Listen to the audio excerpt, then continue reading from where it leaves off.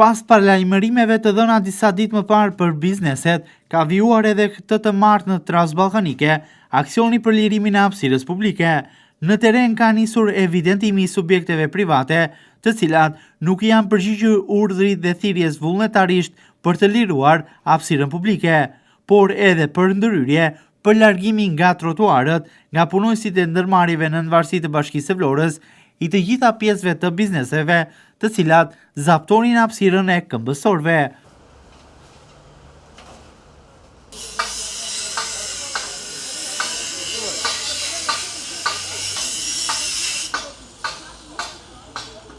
Aksioni për lirimin e hapësirës publike në Transballkanike është inspektuar edhe nga kryetaria e Bashkisë së Vlorës, Brunilda Mersini.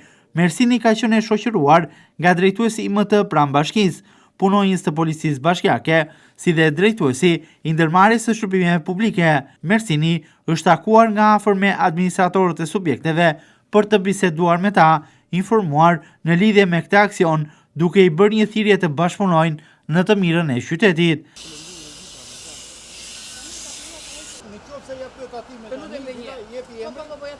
Zona paguhet me 3.000 lekë, unë e paguaj me 4.000 lekë.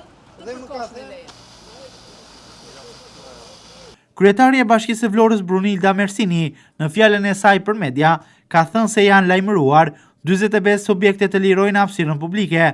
Nga këto, sipas saj, 23 janë përgjigjur pozitivisht, ndërsa 22 të tjerë do të ishin në vazhdim. Mersini thotë se nuk do të ketë tolerim për çdo që zapton hapësirën e qytetarëve. Ndërkohë, sipas Mersinit, aksioni do të vazhdojë edhe në zona të tjera të qytetit. Kryebashkiakja kërkon bashkëpunimin e qytetarëve dhe veçanërisht të biznesit për të liruar hapësirën publike të zaptuar prej tyre në të mirë të qytetit të Vlorës.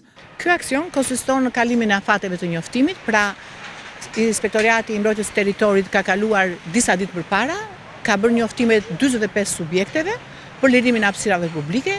Nga këto 45, 22 janë përgjigjer vullnetarisht, duke çmontuar gjithë hapësirën e zënë dhe 23 subjekte të tjera kanë refuzuar. Tashmë, duke qenë se afatet e njoftimit kanë kaluar, Bashkia dhe Inspektoriati ka marrë iniciativën nëpërmjet mjeteve të punës të fillojë të çmontojë vetë. Na duhet edhe juve si media të suportoni gjithë punën e bashkisë, sepse zona e Transballkanikës, siç e shikoni ju, është kthyer në një kaos të vërtet. Kudo pak para kamerave tuaja keni makina të parkuar në trotuar, rrugë të zëna, hapësira midis pallateve të zëna. Ne na duhet dhe sensibilizimi qytetar. Pa sensibilizim kjo punë është e pamundur. Njerëzit duhet kuptojnë që duhet ketë rrugë për të kaluar ambulanca, duhet ketë rrugë për të kaluar zjarfiksja, duhet që ato vende të cilat janë zënë janë kthyer në hotspote mbeturinash, duhet të gjithë të dërgjesojmë që qyteti duhet të marrë frymë. Pas përfundimit të kësaj faze të aksionit në Transballkanike, do të vijojë puna edhe në zonat të tjera të qytetit për lirimin e hapësirës së këmbësorëve, ku do të përqendrohet puna edhe në brendësi të blloqeve të banimit.